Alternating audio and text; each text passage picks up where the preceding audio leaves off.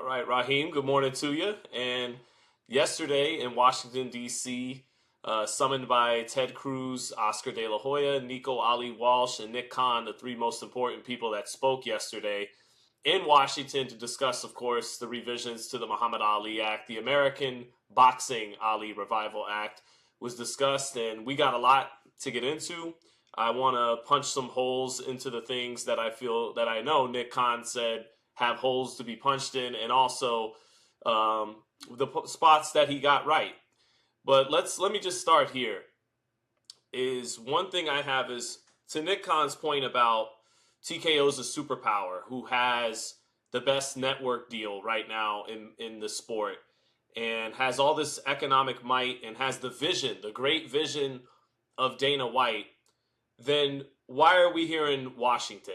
Why you have all those things going for you already? Compete in the free market and win, which is supposed to be the American way. And I want to say, because a lot of people, Raheem, they try to say you're being an activist to me on social media, right? But the actual definition of activism is trying to enact political change. And the only people trying to do that in Washington, D.C. right now are TKO. I'm not trying to enact political change. I'm pointing out the activism by TKO and its supporters and the flaws within their thinking and what they're trying to do. And I'll also remind people before we get to all the boxing stuff and the points I want to make about it, there is a gulf of a difference between a Republican war hero around Y2K doing his job, right? That's what a politician's supposed to do technically, is try to push for reform or do whatever, what have you, whether you ultimately agree with it or not. It's a big difference between John McCain, a Republican politician, pushing for a change alongside fighters to protect fighters, and a private corporation, really conglomerate, trying to use their political might and connections as a private business, well, now public business, they're publicly traded, to try to enact change while being subsidized by a foreign government that is right now still in a federal court in New York for the victims of 9/11, for their government being complicit in those attacks. And by the way, something that came out in February of this year, just to get really deep about it, in February, the LA Times reported that Jeffrey Epstein, who would exchange multiple gifts with the Saudi government and Mohammed bin Salman, he was in emails in 2016 trying to get Ken Starr and Catherine, let me see her name right here, Kathleen Rumler, to do what they can with their political power in Washington to push back this lawsuit, by his quote, in litigation for 5 to 10 years. He said that in 2016. 9 years later in 2025, as things went to discovery in New York City, they find connections there. And that lawsuit that Epstein was talking about in his emails is now gaining momentum for those said families. So I say all that to say that's a big difference between a company, a business using lobbying power to further their economic goals and business goals versus what the original Ali Act was built on 26 years ago by an actual Republican senator trying to, alongside fighters, make a change to protect fighters. But so yeah, before people, because people continue to turn this to fighter pay. And yeah, that's certainly one segment of all this. But I continue to try to point out to people, this is a lot deeper than even anything regarding boxing. You don't let and this whole the Paramount Warner Brothers merger that Khan is bragging about. We got the biggest deal in town. $24 billion of that is subsidized by the Gulf countries over there. So you don't let that kind of foreign... what I'm saying is, if we weren't in Washington right now, and TKO were simply just trying to compete, and they got all the resources to compete and win, and apparently all the vision and everything, then I wouldn't be up here talking about this. It would be game on. And if TKO was on its way to kicking everybody's ass, then then that's all good. But the truth is, without this bill being passed, you've seen what they're capable of their first couple of months. And it's really not that different than what Hearn did in 2018 with DAZN and what Heyman did in 2015. And that's blow through other people's money, except they at least put on some notable fights with notable fighters, which they have yet to really do. Sans Jai Opataya. Okay. Okay. So what we just experienced, you turn on a Netflix doc and in the first 3 minutes, they take you through all the hot spots and show you the end. Every time I watch a Netflix show, I skip the preamble and find the opening credits. Otherwise, I watch the whole show in 3 fucking minutes. What you just saw was the preamble to the whole thing. So let me walk you back now, Sean, because this is first paramountly, that's a new word, but we should put it in the dictionary, about the hearing. Let's walk through the hearing and what was put forward there and figure out where we are. Because, this has been a long time coming. I thought by the time this thing got to the Senate, what we always knew it would, that this would be the moment for those on the traditional boxing side making an argument to have their moment in the sun to really lay out their case. What we saw, let's just start with the fact that you rightly point out Ted Cruz being the head of this committee and in charge of this hearing. What a far cry from John McCain.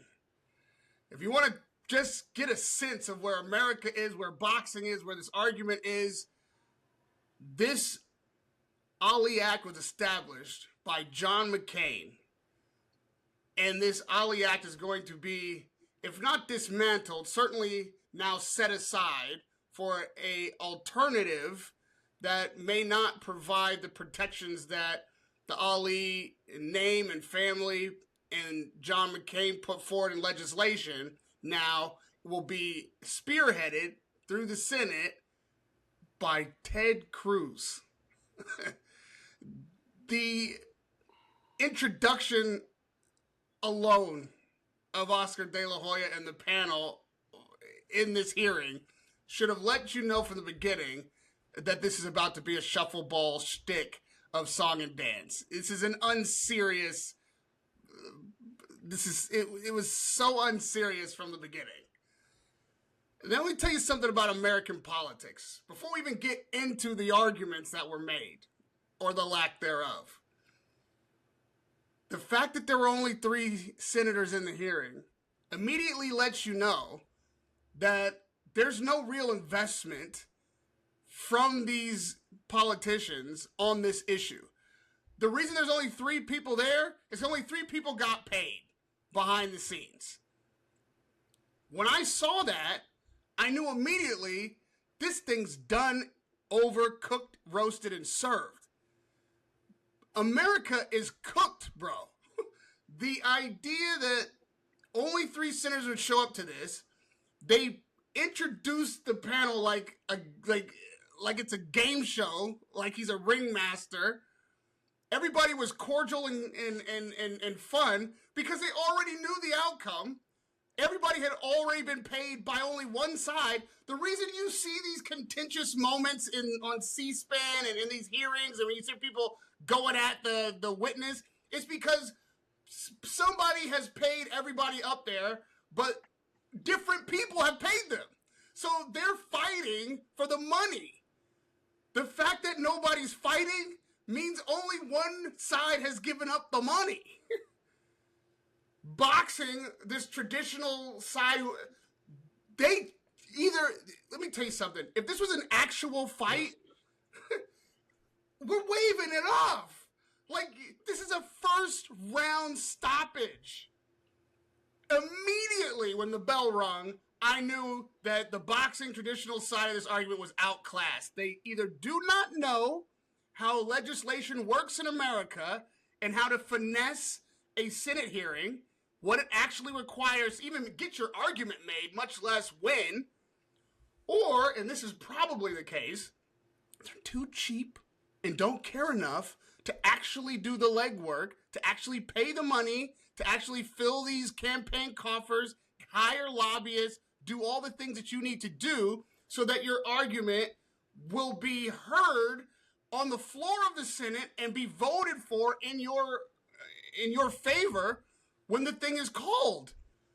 They didn't prepare for what American politics is at all. And that was the most evident, glaring thing from the very beginning. Even if Oscar and Nico had the most compelling of arguments, it would have just ended up being clip mining for the public. Wouldn't have swayed a single vote, because that's not how you sway votes. You sway votes with money, lobbyists, and positioning. They clearly had none of that. And shout out to Nico, by the way. What an incredible job. His name is what got him on that top table and nothing else. He has no experience in the sport. He's never been a promoter. He's not a top-tier fighter. He has nothing other than the Ali name to bring to the table. And he was by far the best in the hearing on the traditional boxing side, making his case and putting forward his perspective on things. He seemed to be the most prepared for this moment. Kudos to him. That was very impressive. But my God, man, they got curb stomped out there. Well, to your point, right, of how it really works, you got to have some senators in your pocket, like they have senators in their pocket. Yeah. And I'm reminded of a character from the greatest film ever made, The Godfather Part 2, where Michael has Senator Geary. And in the middle of that whole hearing with Pantangeli, right, and he has Senator Geary gets up, Italian Americans are the salt of this earth. They've served this country and the other senators are like, oh boy, yeah, right. we know who paid you off or who owns you to say that, right? Yeah. And correct me if I'm wrong, but the three senators you are referencing was Bernie Moreno, right, from Ohio, Ted Cruz, of course, from Texas, and Jackey Rosen from Nevada. Well, let's explain away those three, okay? One of them, Jackey Rosen in Nevada, who, by the way, I'll get some more of this later, but when Nick Khan said, when Ted Cruz gave him the Jason Kidd to Kenyon Martin alley-oop of who's the middleweight champion right now, which was obviously a planted question, right? I would have loved for Oscar to go, can anyone in here besides Nick Khan name who the middleweight champion is in UFC? And I'm sure all those senators off the tip of their tongue would have went. I'm sure Jackey Rosen would have went, oh, obviously it's Kazmat Chimaev, but that being aside, Jackey Rosen, the Nevada representative, right? I live here in Las Vegas. There are UFC license plates, okay? TKO is embedded in the state of Nevada at this point. Literally, that's a fact, okay? Lawrence Epstein sits on the board of directors for Allegiant Stadium. Their economic and political power in the in Las Vegas alone, let alone Nevada, is immense. So of course she's on the take for TKO. Ted Cruz is subservient to Donald Trump, who is at all of is front row at UFC's fights and used to compete as a WWE athlete. And then Bernie Moreno, who this was my first time knowing of him, should be fucking ashamed of himself. He goes, but Mr. Khan. So dumb. He put his bribe on the TV. Table. He couldn't even wait to get to the back room. He's like, so we get in WrestleMania or not? Like, I'm here. What's happening? It's almost like he doesn't even trust Nick. He's like, you just want to get it on the record in front of everybody. Because this whole thing's under oath also. Yeah. Once upon a time, in Senator Geary's time, right, back around the Godfather 2 days, you would have had to have said that behind closed doors, brother. You can't. You're at the actual hearing that you're supposed to be a neutral, arbitrator of, and here you are pitching, putting it all on the table for everybody to see. And by the way, spoilers, you're not gonna get WrestleMania. Okay, you're not gonna get WrestleMania. All right. But I thought, yeah, those are the three senators in question. And to your point about Nico Ali Walsh, and I'll let you continue. It was funny to me for Nick Khan to use Muhammad Ali's namesake to make his point when his grandson, the offspring of his offspring's balls, is sitting across from him as a professional boxer saying, yeah, no, don't do this. Actually, take my father's name off of it, to quote, yeah. Listen, Nick Khan is a top level operator. He's a lawyer. He's actually at the helm of this thing operationally. He's there fully prepared to execute the agenda. The only one there fully capable of laying out his case and having every bit of the Senate hearing in control. Hence the setup question. The fact that he's already prepared to answer that supposed off the top of his head question. There's nothing happening in that Senate hearing that Nick Khan's not already prepared for or orchestrated himself beforehand. But that's how you do it. That's what you're supposed to be doing. And on the other side, you're supposed to have another operator who has at least comparable power, maneuverability, preparation, influence, and a case to make. Give me Tucker Carlson. If you want to fence with Ted Cruz, give me Tucker Carlson. You talk about Ted Cruz's relationship to Donald Trump. I don't really think that's what's at play here. If you watch Tucker and Ted, I think you'll know where Ted's allegiance lies. That might be what's tethering him to this whole agenda. Is it to the country that apparently helped set up security in Jeffrey Epstein's apartment in New York? There's no way in the world that Oscar De La Hoya should be facing off against Nick Khan in this moment. Oscar gave a great opening statement. Mm-hmm. That kind of should have been it. Him and Nico kind of should have been together as that type of testimony. The young fighter who really is coming into the sport. He's got his father's name and legacy to protect. His experience is what it is, and his gravitas is brought with that last name. Oscar, being a legendary fighter, has done all the things, has become a promoter now, and has experienced boxing through and through at every level and can speak knowledgeably about his own personal experience. And then a lawyer, a representative of that side of the argument, who is well-versed in every piece of this legislation and able to put forward the case eloquently and persuasively. Somebody who is qualified to make a case in front of the Senate. That is the other chair. That's what was glaringly missing. And I jokingly say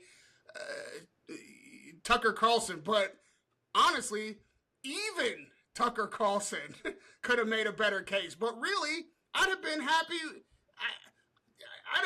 with Luke Thomas. I'd have been happy with somebody who has a grasp of this thing, even if it's not a mover and shaker in D.C. who's a lawyer, which is what you actually should have had. The fact that traditional boxing came to this thing so ill-prepared, thought that Oscar's star power would be enough, that Nico's name recognition was going to move the needle, not paying off a single senator, have anybody on that board making the case for you, having zero understanding of how American politics works, how corrupt it is, how stacked the deck is against you, because TKO knows exactly how it works, what they're doing, and have gotten this thing, painting by numbers on how to get legislation passed with zero resistance. It was embarrassing. I'm getting convinced, if this is the other side of the argument, let them have it. Because there is no real opposition, man. There's no actual organized pushback in any way. Where is the investment if you're actually trying to stop this thing? And I'll even go so far as to say they're so poor at making this argument that the premise of the argument is already framed incorrectly. The truth of it is the debate online and in the media that we might have about what is the condition of boxing now in its four-belt era and how boxing actually works and what's wrong with it, that's a discussion for us to have. That's not what this legislation's about, though. The fact that they've allowed it to be framed as whether or not the status quo can defend itself, if you want to stay in boxing terms, keeps this argument on the back foot. Boxing is defending itself. Boxing is defending the status quo. Status quo is not what the legislation's about. This legislation's about a new entity that allows you to sidestep current legislation. So the argument is made on whether or not this is the thing to do, not whether or not the status quo is as good as it should be. Is this legislation the fix for something that needs to be fixed and is the right solution? Can this stand alone as what fighters should be engaged in, and can it stand on its own merit? Well, that argument's not actually being made. It keeps being juxtaposed where there is a ton of things you can point to in the status quo that is problematic because it exists, and you're juxtaposing that with something that can be laid out in a fairy tale because it doesn't exist. So TKO can say anything about what they're going to do or what it's going to be like or what the effects are projected to be because it hasn't actually happened. So they can say what their plans are, and they talk about their plans and their intention as though it's fact. And then on the other side, you have to defend the status quo, which is problematic, but actually has factual issues you can point to that are problematic, that are kind of indefensible. The way the argument is set up from the beginning, you're losing. And the way you've allowed this whole argument to be framed, you can't win. You can't. You're being forced into a binary that you can't win, right? As opposed to, hey, we both agree, okay, there's too many titles, there's there's problems, but why exactly are you outfitted as someone who's done nothing in boxing and has multiple antitrust suit cases still pending, going on, ones you've already paid out, you're not even subsidized by your own company. Why are you the ones to be able to enact a whole different model and by your own admittance saying, no, you can still do all those problems you're already doing. We just want a cutout of legislation to do what we want to do too. That's not actually addressing all the problems. That's just saying you have all these problems. Can we do this too? That if they were presenting a legislature that would handcuff the WBC, the WBA, and whatnot into no longer being able to do that, that's a separate thing than trying to present a model as a company that does have a bad reputation when it comes to these matters they're trying to present. Continue. Yeah, and if you had a senator on your side, let me tell you how American politics works. It's the senator that's on your side that ends up attacking the integrity, attacking the history, bringing up the business and lawsuit issues of the panelists, if that's the witnesses. Sorry, the witnesses on the other side of the aisle, right? It's usually not Oscar or Nico that have to bring this to bear in the hearing. It's a senator that'll lay that out and then just serve you up softballs to let you knock those out of the park. Like, well, if you're if you're a witness, Sean, isn't UFC facing such and such lawsuits for such and such a thing? And such, is that your understanding, Sean? Yeah. Well, isn't such and so and so and so happening? Well, yeah. Well, then doesn't that mean such and so and so and so? Well, yeah. And then they go to so and so and be like, well, if such and such is happening, such and such is happening, and that is true, then why are you the guy to fix this problem? And then the guy starts to answer, well, I'm the guy to fix this problem. No, I asked you why you're the guy that fixes this problem if you did this lawsuit, and this is what, can you explain why you've treated fighters this way? Well, I'm trying to say, sir, I'm trying to answer. If you know, that's all those clips you see, that's because that senator has an agenda. He knows what to do to push the buttons and to make the argument so that the guys that he's being paid by don't have to be the bad guys, don't have to seem like they're aggressive. They don't have to have also those facts and make those cases, because most of the guys up there are lawyers. Most of those politicians are lawyers. They've been making these type of cases to get to where they are in the political sphere, and they make the case for you, and they attack your opponent for you. That's how this works. The fact that when they did serve Oscar up something, none of these guys were on his side, by the way. They just knew he was crazily inept. By the end of the hearing, it almost felt like everybody was on the same page. It was just like they were patting Oscar on the head, like, yeah, we really loved you, man. You know, we're fans. Great to have you come down. Wonderful hearing. And we're moving on. We're moving on, bro. I was more upset as an American citizen who has watched countless, endless hours of Senate hearings, of congressional hearings, of appointment hearings for cabinet members. I'm into this kind of stuff. And this was just, it was mind-blowing how ill-prepared the status quo side of this argument was. They're not even in the fight. They're not even in it. Yeah, and when Ted Cruz is kind of bragging on TKO's behalf that, hey, far left and far right all agreed on this. And it's like, oh, what do you know? How did that happen? They don't agree on anything, but they're all diehard boxing fans now who agree that boxing needs some change. Are you sure it's not the fact that the most powerful man in TKO, Ari Emanuel's brother, was in the Obama cabinet, and that he was also the agent of the current sitting Republican president right now? Gee, that sounds like a guy with access to both aisles of political power, if I ever heard one. And it just shows you, to your point, how economic power can lead to them all of a sudden to get along on certain things. What do you know? Agree on? This is what they can all be like, you know what? Yeah, Nick's right. This is what boxing needs. They don't care, bro. The check cleared.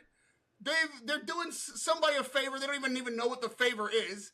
Nobody can name the middleweight champion now, before, or in yesteryear. And the fact that Bernard Hopkins is the middleweight champion who spoke on behalf of the first Ali Act with John McCain. You know, like the greatest middleweight champion of this millennium. But go on. John McCain was an actual boxing fan. Like, John McCain actually cared. You know what I mean? Like, it wasn't even good theater. It was political like kindergarten shit, bro. It was like they brought Oscar in to read him a story.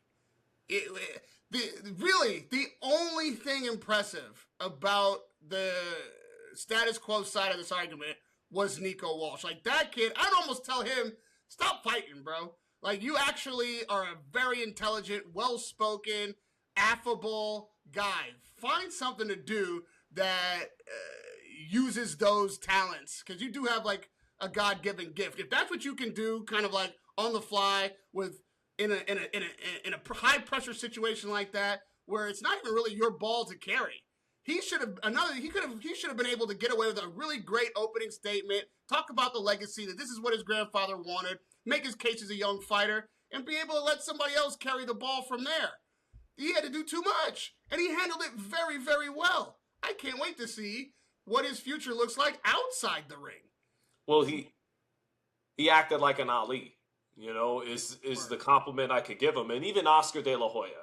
And before I give Oscar his credit, look, I get it. Oscar's been as much a part of the problem. Oscar said a lot of the things about the WBC in the past that Nick Khan said about the WBC. His star fighter, his biggest fighter, Ryan Garcia, just got an undeserved world title shot that he won against Mario Barrios, and Oscar directly benefited from that. But Thomas Hauser, in that article about TKO back in January, he leaked that the fighters, because of the past and ongoing present TKO has had to deal with their MMA talent, has in their clauses they can't do the kind of class action lawsuit that they're still currently in court for right now with TKO. And so the point I would make is, under the current traditional boxing model, is as bad as it is in many ways and does need improving. We've said that on the show for years. I think everybody in boxing has agreed with that. He was put in court by Canelo Alvarez. Canelo Alvarez had the ability to challenge that, what he felt was a wrongdoing. He won. He was freed up. He got to fight under Eddie Hearn and Turki Al-Sheikh and Al Heyman and several different promoters and become more wealthy than any MMA fighter, right? And accomplished great things in doing so. Virgil Ortiz right now, he has his lawsuit pending. They'll have it out in court. Point being, Oscar, for his misgivings, has been taken to task from it by the media, by his fighters. So they have the protections in place right now to take him to task, and they've been successful. We'll see what happens with Ortiz, although the Nevada judge is saying Oscar may actually have a point in this one. But that aside, I do got to give Oscar and Nico credit, even though, yeah, Oscar didn't do great. You mentioned it perfectly. He had a great opening salvo, and everything after that, not as much, right? But it takes a lot. At least he's there. And he empowered the people that are subsidizing TKO's Zuffa entry. He's been in bed with the Saudis just like all of them, and that's been a consistent point of contention for me before TKO even brought about Zuffa. Whether it was Oscar, whether it was Hearn, who I sat down and interviewed about it, whether it's when everyone, just to speak for myself, and you too, we've taken to task for their misgivings, okay? Just to squash that whataboutism. And he is a day late and a dollar short. But at least he was up there. And just like I said, Ali acted like an Ali. Oscar, say what you want about him, all the things he's been done and in the public eye and all the cringeworthy stuff, he still has in that heartbeat part of the pride of a champion that was a great fighter and fought all the... that pride was still on display. At least he showed up. And, I get nervous doing this show with you sometimes, let alone when I had to do the thing with Cameron a couple weeks ago. I was a nervous wreck. I can't imagine being Nico Ali Walsh and having to sit in front of the powers that be in Washington, D.C. and have to take them on head on. So I want to give them credit for that. But to the point about Ali, to stay on that name, Ali, when Nick Khan says in 1976 they made Rocky, boxing was bigger than anything else in American sports and all that, and Ali fought 4 times in a year, right? Well, Muhammad Ali got to constantly put Bob Arum and Don King in a bidding war for his services.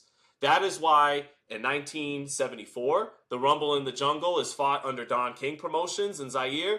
And by 1975, in Manila, the Thrill in Manila, look at Bob Arum. He's like, fuck, I got to compete. I got to come up with a catchy name because that Don King is smart. Not only do I got to present a good check and a good fight, I got to come up, Thrill in Manila to rival his Rumble in the Jungle. That is American free market competition, right? No legislating needed by either one of them, who have done plenty of their transgressions and have been in court, both of them, right? But Ali and Ali, so from one year to the other, the Rumble in the Jungle to the Thriller in Manila, he's fighting under 2 separate promotional umbrellas. Earlier that decade in 1971, he's not fighting with King or Arum. I think Arum may have had a piece, but it was Madison Square Garden Associates who put on that show. So within the decade, he's fighting under multiple promoters. The price of his fights go up in bidding wars for each other.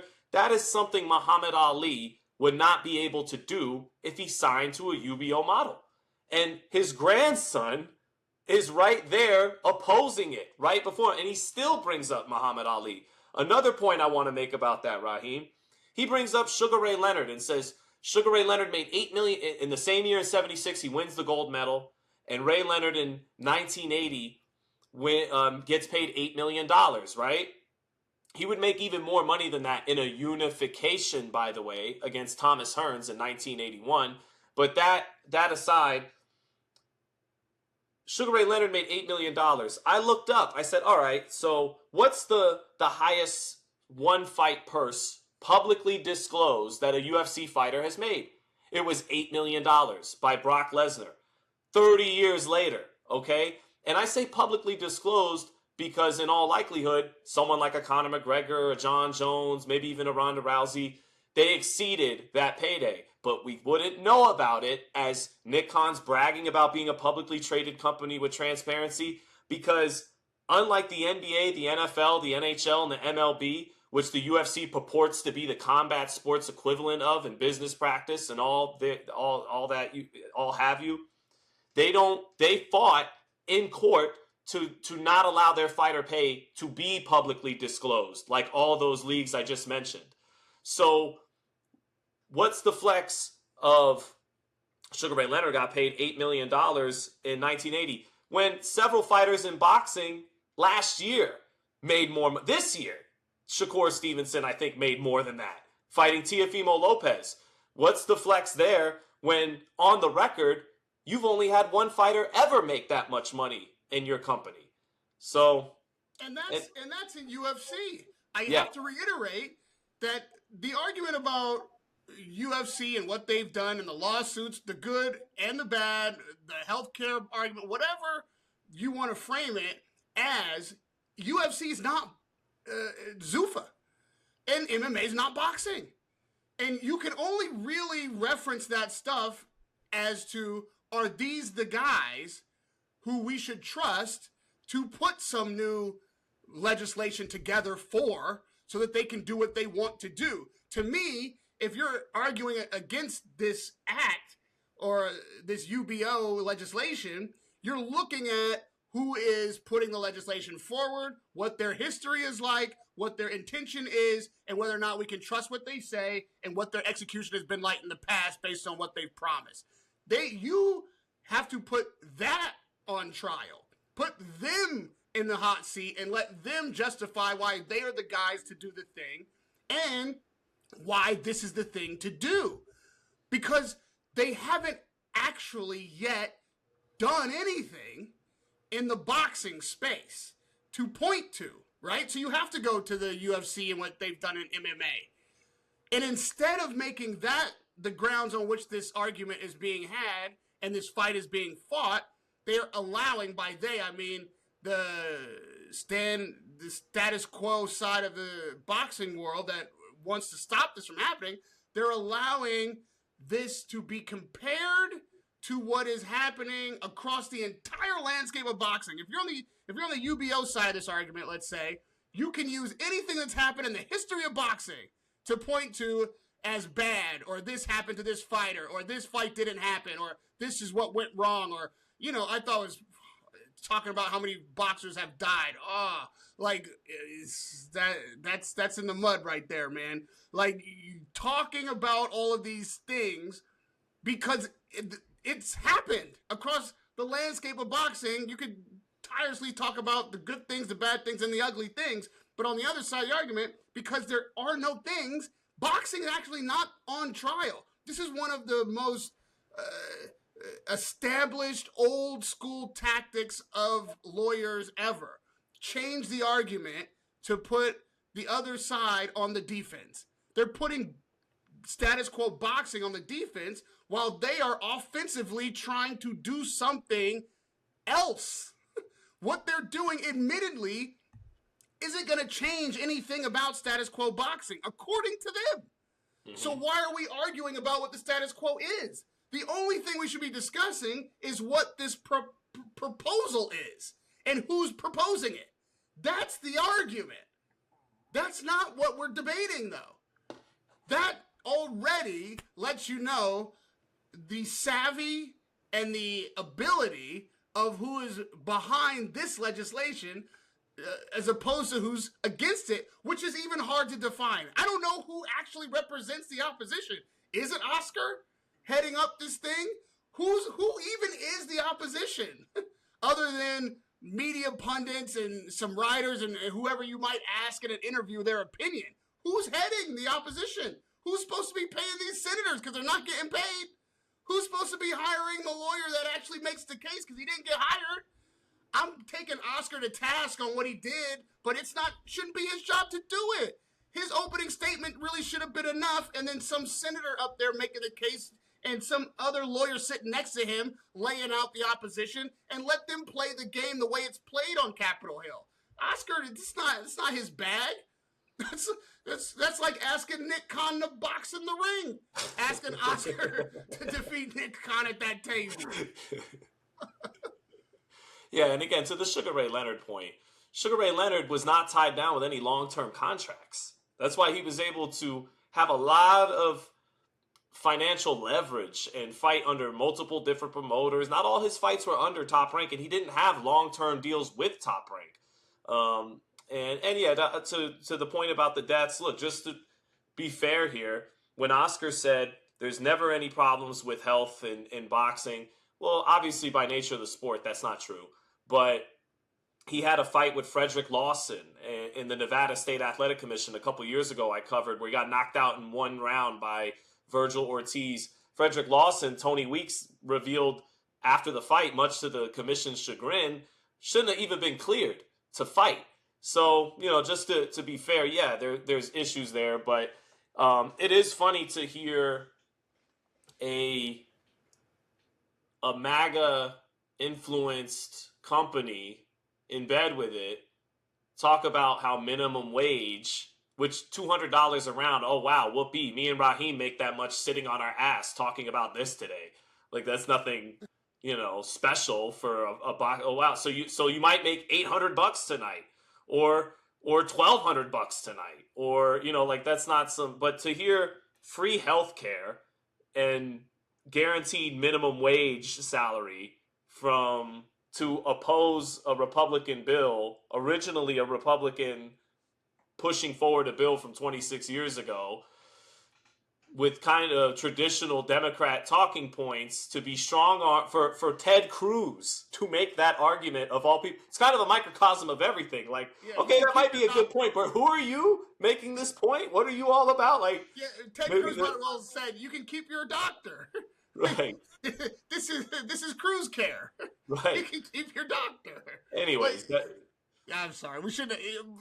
That aside, that's fun. The irony is thick in this whole thing. Okay. Yeah, because it's all bullshit. It's a microcosm of something a lot deeper. So for the people who go, well, fighter pay and WBC, look, man, what you're seeing taking place is a microcosm of why American politics have led this country in many areas to a decline.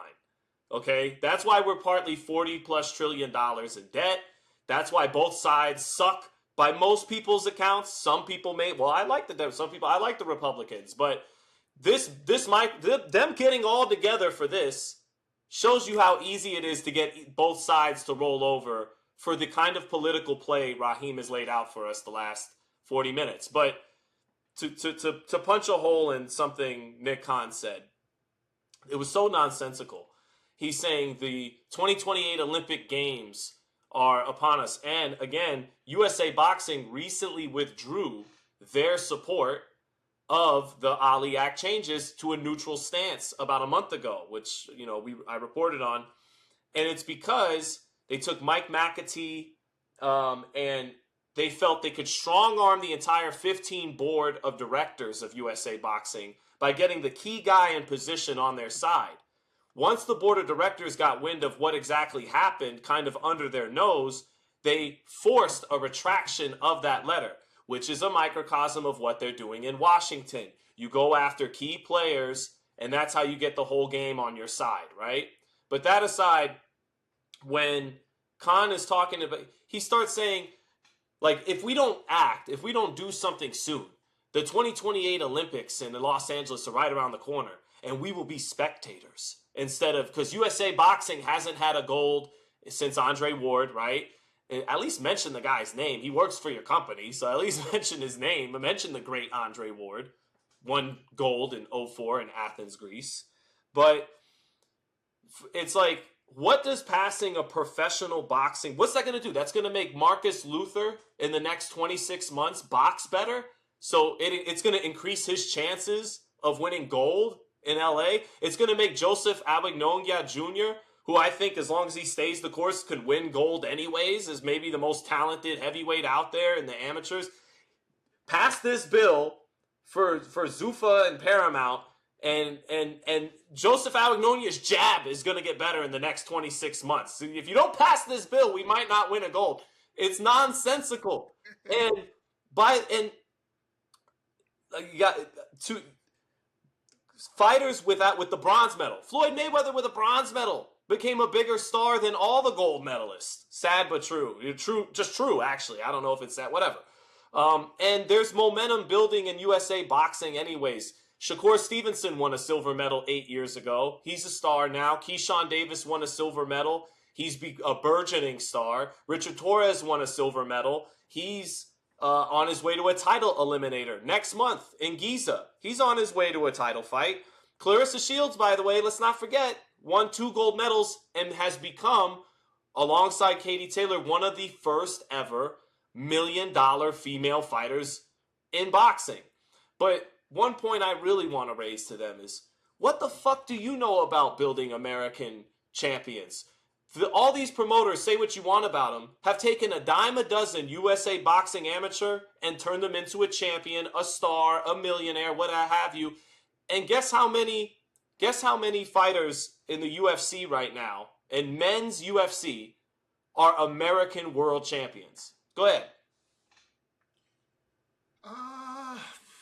I'm trying to come up with some names that don't end in a vowel. The answer is zero. Zero American male champions in the UFC, unless you count Justin Gaethje, who is a 2-time interim and reigning interim champion, right?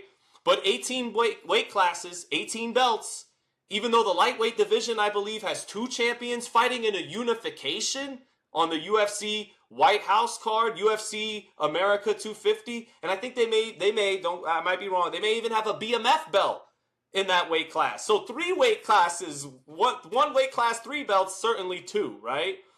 And the headliner, the A side, the 2 headliner A-siders on this America 250 card are not Americans.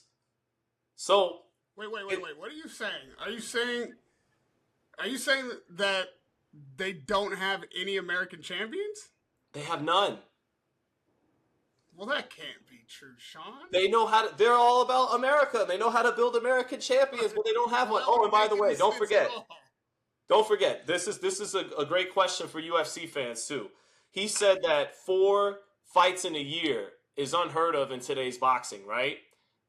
Besides Naoya Inoue, who's not a subject of a UBO, by the way, because they go, well, Inoue fights in Japan. He doesn't have an Ali Act to protect him. He also doesn't fight in a UBO, which is the whole point Raheem's making this whole time, is what he fought 4 times last year. He makes like $20 to $30 million a fight.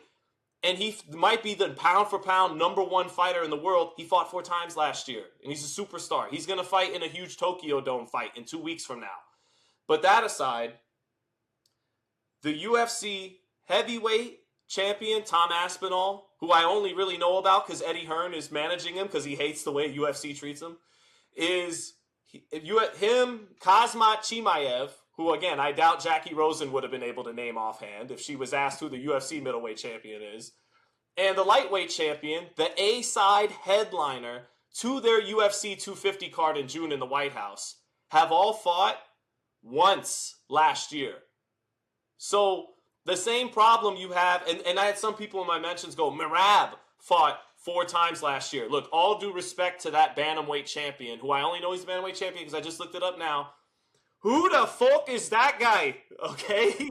So, when the point being, and the last time a boxing superstar fought 4 times in an 11-month span, not a calendar year, but 4 times in an 11-month span, was Canelo Alvarez from December 2020 to November 2021, when he took 4 fights in 11 months and won all 4 of the sanctioning body titles, and he did it under both Matchroom DAZN and PBC Showtime, right?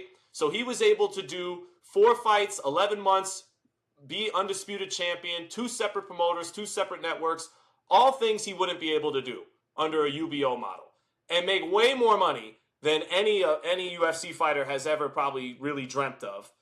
And yeah, he didn't do it in the UBO mile. Another point that escapes me about that for the time being, but go ahead. Another great device of lawyers is he uses... Oh, there's this point, and then you go ahead. And that was because of the ambition of Canelo Alvarez. We agree that in the UFC has the same problem. John Jones had a Keith Thurman-like schedule before he wound up retiring. Okay? So their stars do the same shit that boxing stars do. And why is that? Probably in part because fighting is really fucking hard. And if once you start making a lot of money doing it and don't have to do it as often to make a lot of money, most human nature and human beings tend to do it less. To tend to do the getting punched in the face thing a little less frequently than they did when they had to do it a whole lot of times to make money. Okay? But that aside, it was because of the ambition of Canelo Alvarez. And so much of what's going wrong in boxing gets pinned on the promoters and the networks, and all that's fine. And us, the media, and that's fine and deserved too. But I don't think it gets pinned enough on the fighters. Okay? Canelo Alvarez fought that, and the same fighters, by the way, who sans Nico Ali Walsh aren't even showing up for what's supposed to be their fight even more than ours, right? But they don't do it because of what I said earlier about how hard fighting is on your body, but also because someone like Oscar De La Hoya, who fought 5 times in 97, or someone like Canelo even, those 4 times in 2020 to 2021, not every fight is going to bring you the same paycheck. And fighters now, they're like, I want that guarantee I got for that big fight. I want it every time out, even if it's not the same quality of opponent, even if it's not going to sell the same. That comes out of your ass. Find a way to pay me the 8-figure payday I want, or I'm not fighting until you come up with it, or the 7-figure payday. That has a lot to do with it too, and that's on the independent freedoms of the fighters and their accord. That doesn't necessarily mean you need to litigate something. That just means that's on them. That's on them. But go ahead, Raheem. I'll just make a quick point on another incredible tactic by lawyers that is well established. If you don't have anyone on the other side that is formidable, that is planting their flag with their successes and able to guard their assets, if you will, like the Ali name, you co-opt everything. Nick Khan was able to use the Ali name to make his own argument, sitting there faced off against Ali's grandson, who was there to represent the legacy, which is why by the end of it almost seemed like a kumbaya, because the USA Boxing and Olympic story and all that, that has nothing to do with this UBO legislation that they're putting forward, but because there's just no vanguard on the other side, no one on the other side to establish their territory or turf or make their case for anything positive, just Nick Khan just picking up all the little trinkets of gold on the yellow brick road. He's able to take on all of the credit and potential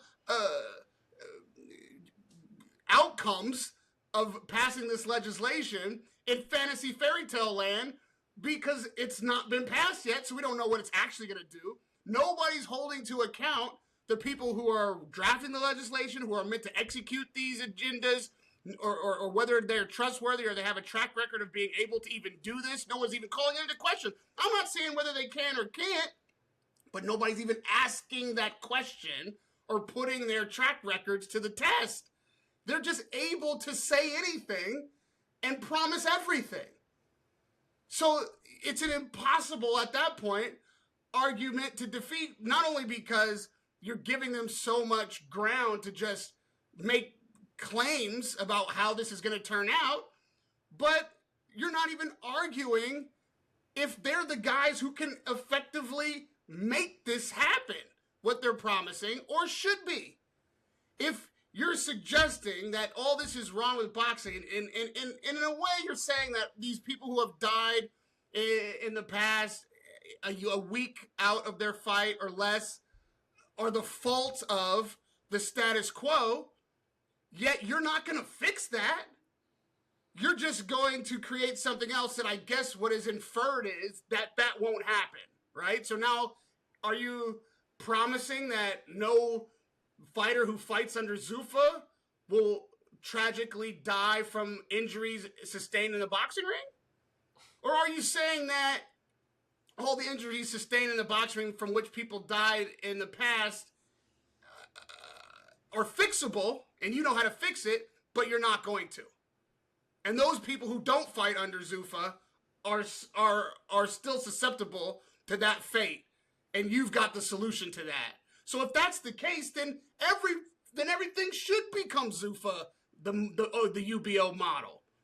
And your intention really is to sweep the entire traditional boxing world into this UBO model eventually. So then the case has to be made, should this be then the established standard way that boxing works, the way you have it structured in the UBO? So when it's convenient, you can argue, well, we're just offering an alternative, and the status quo can stay the same as it is. Like, you can keep your doctor. You can just continue on with that, and a fighter can decide whether he wants to be in the UBO model or if he wants to go the status quo route.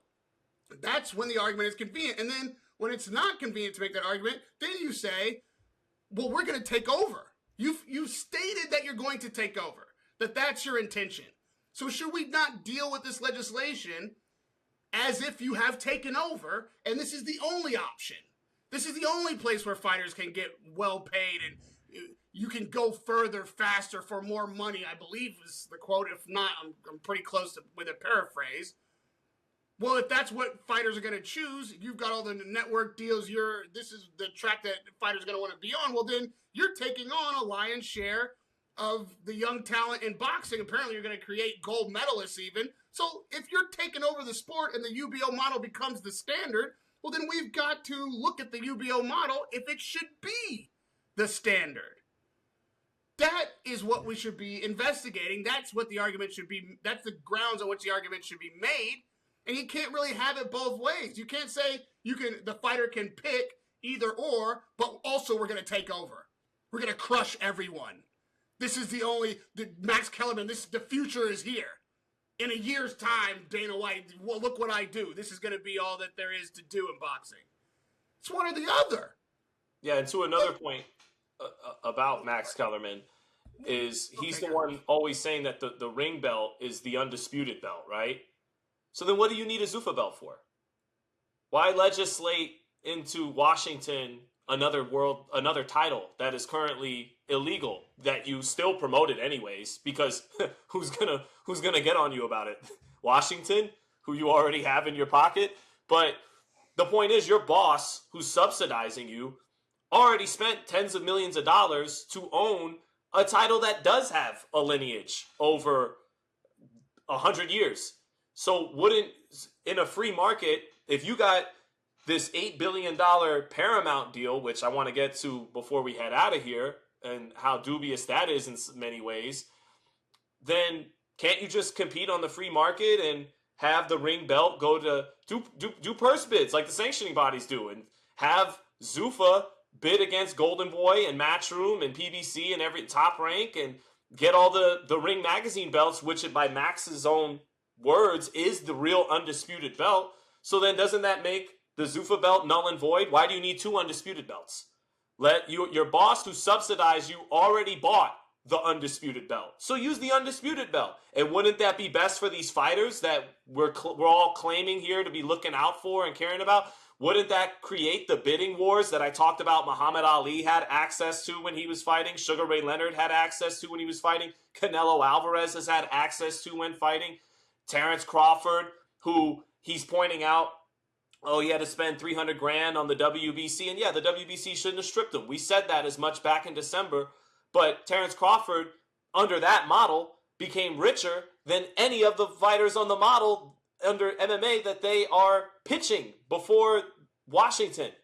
So that's another point I want to make before you continue on. Is to Kellerman's point, doesn't the owner of this whole operation who subsidized it already have the undisputed belt? What do you need to litigate another belt for that's illegal that you promoted as a world title anyways? As I said, with the open tire fight, we have entered the 6-belt era. Right. The truth now, Sean, sadly, is the fight's over, man. Yeah, no, it's always been. It's been in the bag from day one. Round knockout. If there was anything that was going to happen, it would have happened yesterday.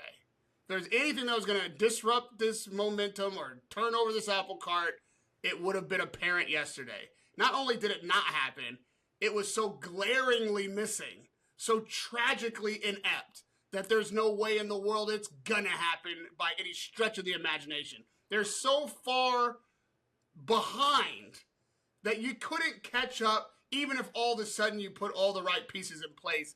It's done. The best thing that you could hope for now, and I'm not even confident that this will happen, but maybe somebody will be listening, because there was a moment in the hearing which, again, just exemplified how ill-prepared Oscar De La Hoya was for this moment. Again, nor should he have been the one to have to be prepared for this moment, but my God, when the woman said, well, you make a good point about the fighter shouldn't have to pay. Oscar was like, the end was just like begging, well, please, just don't make the fighter pay for the medicals. You know what I mean? Please, sir, don't let the fighter pay for the medicals. I feel like the senator felt bad for him. He was like, you know what? That's a good point. What were you saying about the paying for the medicals? You call that, man? You call that an amendment. You gotta get a senator to put amendments. All you can do now is hope that you can make the UBO legislation as good as it can be. Hopefully that you can have some kind of say, put some things in there to protect fighters in a way that you think that maybe this model won't protect them, or give some transparency. This is the other thing. You couldn't answer the transparency question. Give some transparency that you don't think is going to be available the way it's currently written. Get some senators on your side that know how to write legislation, know how to draft amendments, know how to rally support to alter the bill, send it back to the House, and make them vote on it again in its new form. There's a way to play the game, but the game that's being played now, at best, is going to be to try to improve the legislation, because you're not defeating it. So, yeah, guys, in the status quo world, the guys on this side of the aisle, whoever that is that's in charge, if anyone, that's the only play you have left. You're going to have to work with these guys, if they're even willing to work with you, which I think is a big, huge, massive if. Right? If you really care about what this might do to the sport, or how fighters will be treated, and you're not just protecting your own status quo ability to do the things the way you like doing them, which is probably the case, then work with these guys and maybe make the legislation better. But the truth is, on neither side, nobody gives a fuck about the fighters, really. Nobody's actually working in the best interest of the athletes. They're all trying to protect what they want to do, their position in the sport, how they want things to play out, where they're comfortable, and how it is working for them, or how they want it to work for them. But if either side, God, if only both sides at this stage could be like, you know what? Let's, now that this part of the fight is essentially done, get together and figure out what is the best legislation in the UBO structure to create an environment for the fighters to make money, to be protected, to get the health care they deserve, and to have an ability to fight for Zuffa belts, world titles, whatever is going to be the prize, and put forth the best written legislation possible for all involved. That at this point is the best we can hope for. And I find that to be highly, highly unlikely that it is what will be done. Yeah, and when you're talking about the transparency, and Nick Khan's like, look, our deals are public, even though the fighter pay isn't public, of course. But that's when, like you said, the senators, well, in what percentage of that pie of those public funds, such as the $100 million allocated to Zuffa boxing per year, or the $1.1 billion allocated to UFC per year from Paramount, what percentage of that cut does go to the fighters in comparison to 48 to 50% in the current NFL, NBA models, and the 70% currently in boxing, Mr. Khan? And then that's when, right, that's how that's supposed to go, to your point, right?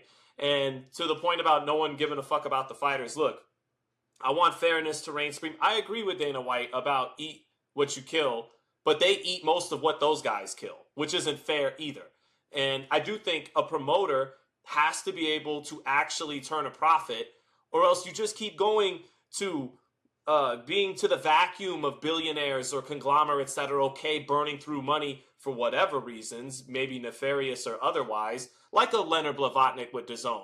That is a problem with DAZN. That some Russian oligarch billionaire is okay burning through wads of money that eventually outpaces a more legitimate operation like Top Rank on ESPN or something like that. But anyways, that's a separate matter, kind of. But the point being, too, when Nick Khan is bragging about, he's already foreshadowing their real intention of being the only game in town when he's saying NBC pulled out. That, well, actually, a lot of those were time buys. They were not even interested in boxing. That was Heyman using other people's money for a failed enterprise in trying to get boxing on other network television. He failed in that regard, right? But it's not the same as NBC pulled out. Now, NBC was given a slot of money for a time buy and said, sure. And then it came and went. Things like that. But in that example. But when he's bragging about, we're the only ones with the big deal, everybody research these deals that have gone on with Paramount Skydance, and now a much even bigger story, Paramount Skydance with Warner Brothers Discovery. There is tons of political coercion that have assisted these mergers and foreign influence. Allegedly. And thank you, Raheem. Allegedly. And foreign influence factually. Like the $24 billion. First, Jared Kushner, the president's son-in-law, tried to use his affinity group to help fund the Paramount and Warner Brothers Discovery merger with funds from the Gulf countries and from Israel over in the Middle East. Then, now, ultimately, David Ellison and Larry Ellison, who are the biggest donors to the Israeli Defense Force, and Oracle is headed by a dual citizen Israeli-American citizen who is the CEO of Oracle, which is one of the Ellison's main companies going out there. They've taken $24 billion and taken on a lot of debt over Netflix, who was strong-armed out of the Warner Brothers Discovery acquiring them, because Netflix is worth 3 to 4 to 5 times more than Paramount, valued at over $400 billion. Paramount Skydance, before they were able to take on this Warner Brothers Discovery merger, were under $100 billion. Everybody, I shouldn't say everybody, a lot of articles from Variety, Entertainment Weekly, Wall Street Journal are all saying that, and this is part of why ESPN let UFC go, is they feel that at $1.1 billion per year, the UFC is an overpay for Paramount, which is already taking in a lot of debt for doing that. They were valued at their company's entire valuation before their political connections in the White House were able to strong-arm Netflix out of acquiring Warner Brothers Discovery. They were totaled at the same valuation they're spending to even just acquire one asset in UFC. So go ahead, Raheem. I hope the people get the point I'm making here, which is deeper than boxing. You don't let foreign influence and, Jesus, I guess I got to admit the purple-haired annoying college kids from 10 years ago had a point. Fascism, right? Isn't this technically fascism that's going on with everything we're talking about? You don't let that rule the day because you're so fed up with Mauricio Suleiman. Because you want to see the fight. You think you're going to get the fights you want to see more. You think. Even though UFC is proving to not even... How did Jones and Ngannou go? Like I said, all their stars fight once a year just like they fucking do in boxing. So what makes you think it's going to be so much better if they just have their way with everything? You don't let companies subsidized by the country that is in court right now in New York for 9/11 run shop on your fucking infrastructure and media and politicians. It's not cool. To quote another Paramount property, South Park, that's not cool. And yeah. So, a little housekeeping. This is an opinion show. Opinions. Sean has put forward some facts and some figures and some statistics.